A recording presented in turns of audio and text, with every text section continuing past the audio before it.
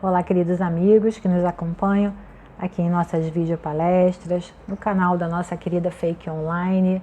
Uma vez mais estamos aqui para refletir, repensar alguns conteúdos do Evangelho nesse momento em que estamos estudando o Evangelho segundo o Espiritismo. Mas antes de começarmos, sempre vou convidá-los a uma prece, para que possamos melhor nos sintonizar, melhor nos colocarmos para receber as dádivas que a equipe espiritual sempre nos oferece. Portanto, aqueles que puderem, que fechem seus olhos para esse momento de prece.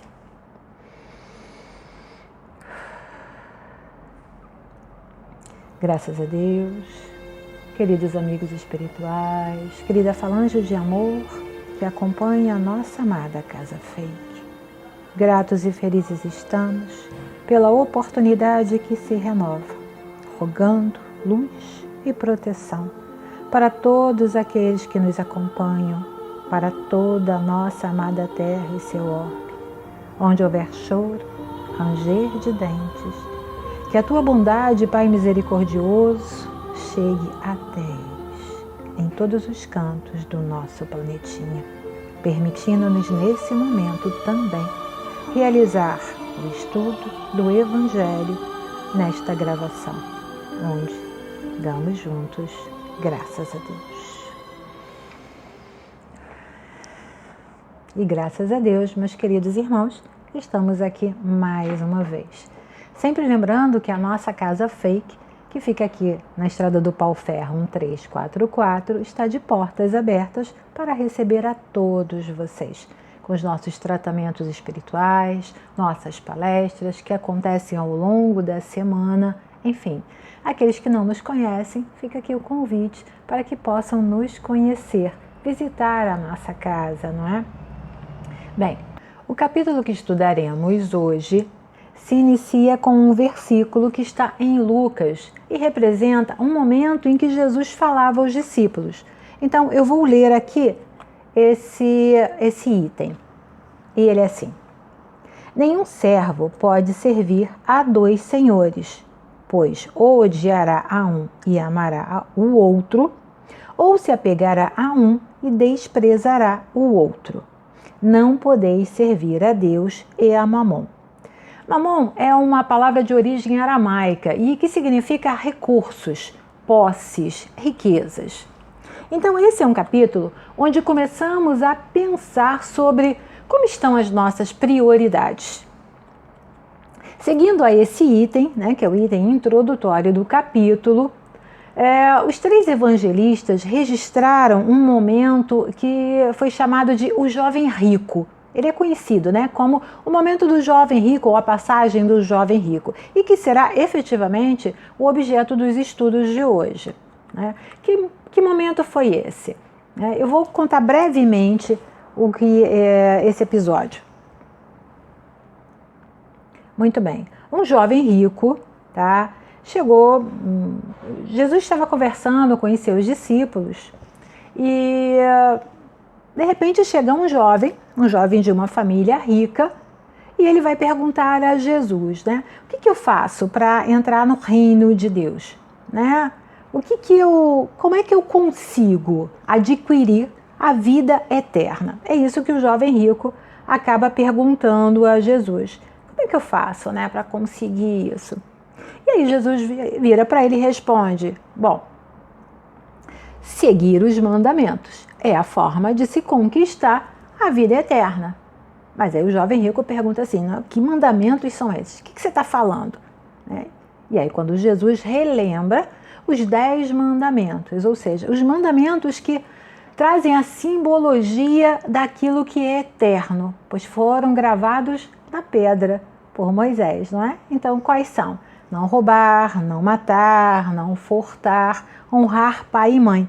E Jesus acrescenta, além de honrar pai e mãe, ele acrescenta também honrar pai e mãe, mas amar ao próximo como a ti mesmo.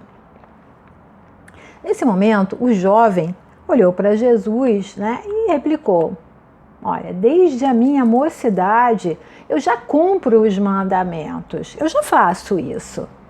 E aí Jesus olha para ele e fala assim, bom, já que você faz isso, então agora vá, venda tudo que você tem e depois me segue.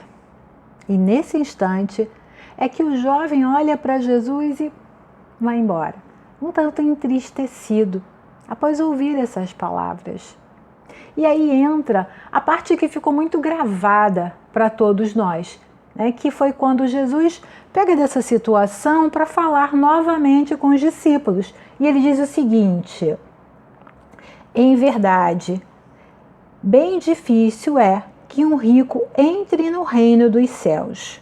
Ainda uma vez vos digo, é mais difícil que um camelo passe pelo buraco de uma agulha do que entrar um rico no reino dos céus.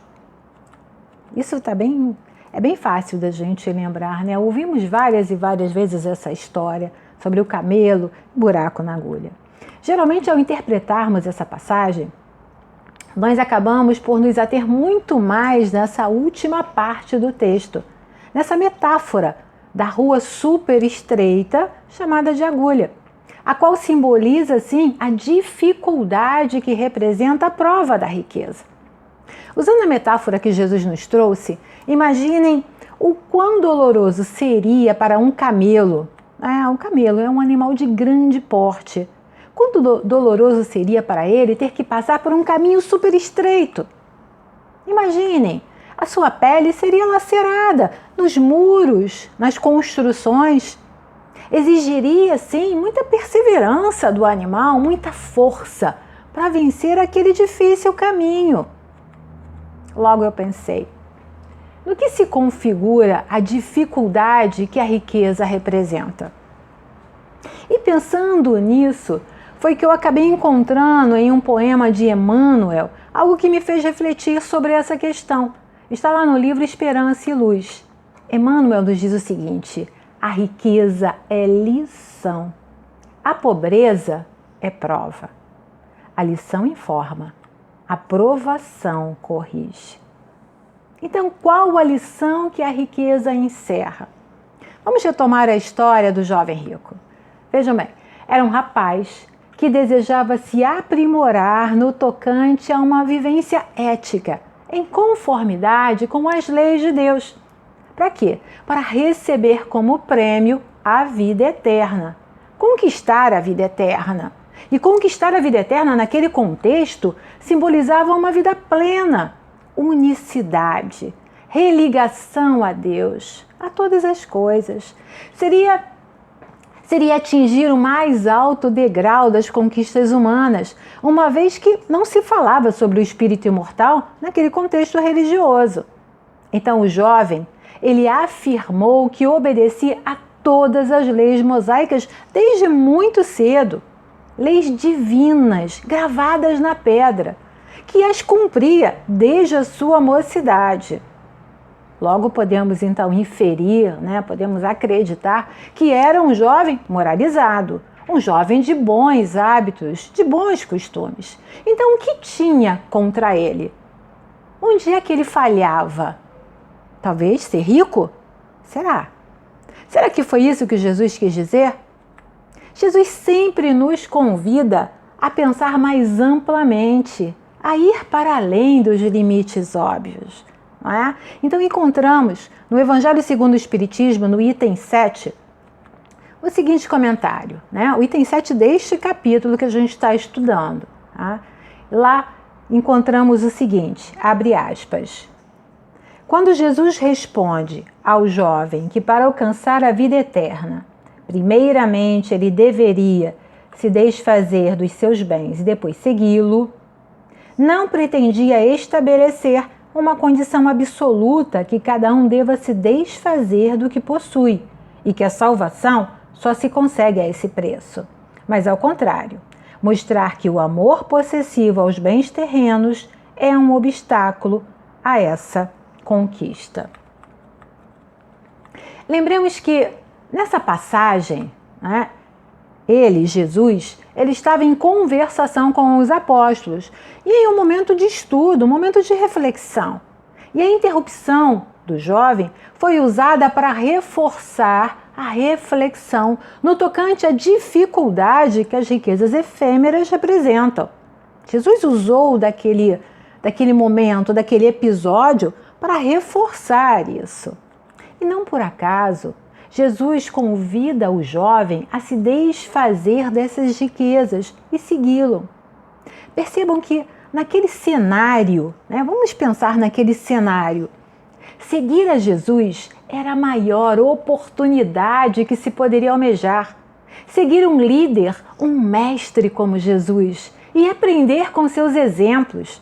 Ser orientado verbalmente por ele, algo de um valor sem limites.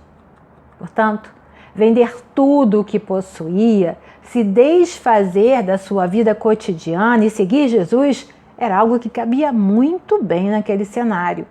E foi o que os apóstolos fizeram, e tantos outros também, naquele precioso momento da nossa história.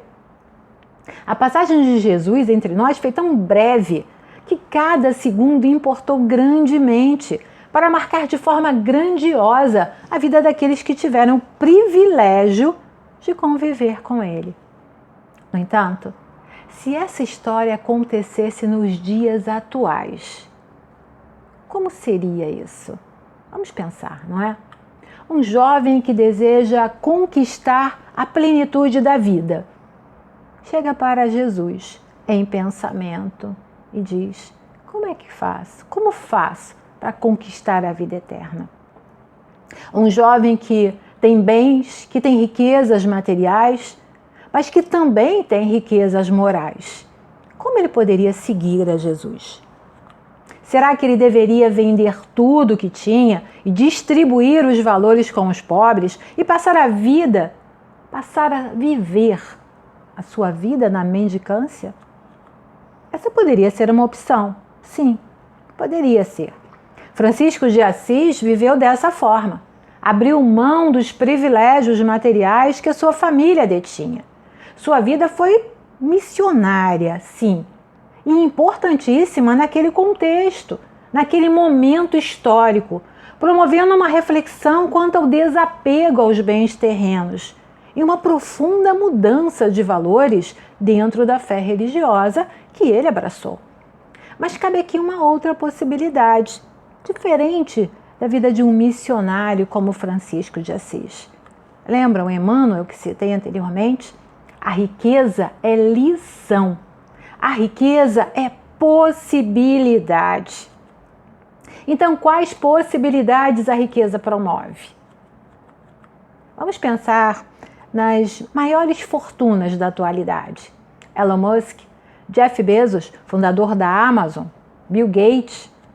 Se cada um deles seguisse esse modelo do jovem rico, entendendo que para seguir Jesus deveriam se desfazer de todos os seus bens materiais, doar tudo que tinham, doar as suas fortunas aos pobres, e seguir esse caminho. Em quanto tempo vocês imaginam que os pobres que receberiam tais fortunas estariam novamente pobres? O Evangelho já nos apresenta isso, uma vez que diz que a concentração das riquezas se deve à nossa falta de maturidade para conservar e multiplicar os bens materiais. As grandes fortunas, elas cumprem um papel importantíssimo em nossa sociedade, atreladas, é claro, à lei do progresso. Movimentam a economia, possibilitando o trabalho digno, dignidade para tantas famílias. Possibilitam também avanços científicos e tecnológicos. Permitem que o progresso aconteça, e progresso é lei de Deus. A riqueza, ela não é boa ou má. E é importante que tenhamos isso muito claro em nossa mente. Portanto, a forma como a criatura lidará com ela é que fará toda a diferença. Seguir a Jesus é pensar no bem maior. É promover a dignidade e possibilitar à criatura humana viver seu aprendizado nas escolas da existência, de forma da forma mais eficaz possível a cada um. Portanto, para o jovem da atualidade, se desfazer do que possui significa não se aprisionar na temporalidade da riqueza material, mas ao contrário, sim, dar um fim útil a ela, usando-a para o bem comum e jamais se permitindo ser usado por ela. Como nos disse, ou como nos diz, o Evangelho segundo o Espiritismo, Jesus, ao responder ao jovem rico, ele não pretendia estabelecer como condição absoluta que cada um deva se desfazer do que possui e que a salvação só se consegue a esse preço, mas enfatizar, e naquele momento enfatizar aos apóstolos, que o amor possessivo aos bens terrenos é sim um obstáculo para a conquista da vida eterna. Sim, é um obstáculo. Criar com os bens materiais condições de existência mais promissoras, mais harmoniosas e pacíficas dentro da moral cristã. Atrair para si a responsabilidade em se edificar um mundo melhor, colocando a lei do progresso em movimento, gerando riquezas em oportunidades para todos os que aqui estão encarnados, é a grande lição que a riqueza promove. Ao mesmo tempo, é também o grande desafio. Quantas famílias vivem de forma digna, prosperando, fazendo e recebendo a caridade no limite do que lhes é próprio, graças a essas grandes fortunas concentradas, que mantêm empresas, negócios, pesquisas científicas e uma infinidade de oportunidades. Sim, como nos diz Emmanuel, a riqueza é possibilidade que permite o progresso, a evolução, desde que seja observado o princípio da moral cristã. E para encerrar a reflexão de hoje, eu farei então a leitura de um trecho desse poema de Emmanuel, que está no livro Esperança e Luz, que se chama Perante a Vida.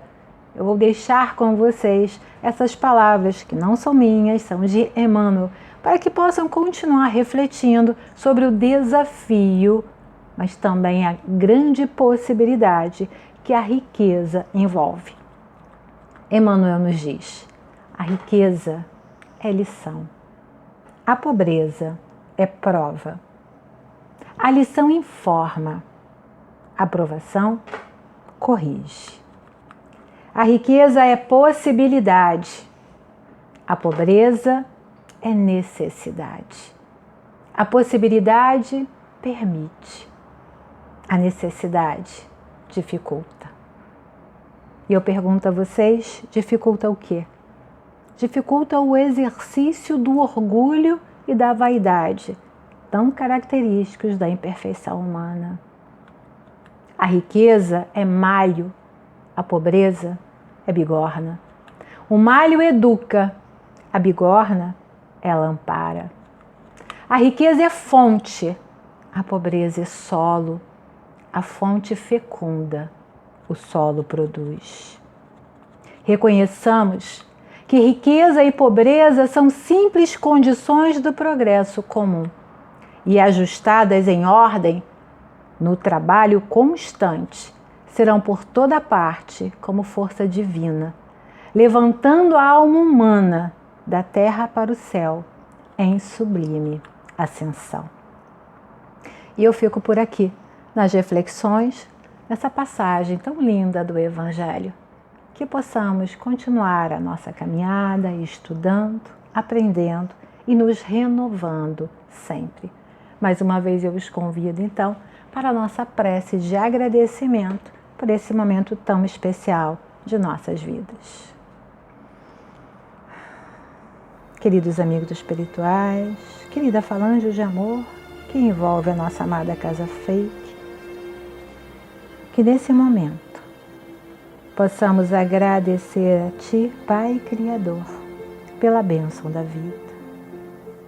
Que a gratidão envolva todas as nossas atitudes e que possamos fazer bom uso de todos os talentos que hoje temos, reconhecendo a fartura, a generosidade e a fraternidade que envolvem a nossa existência.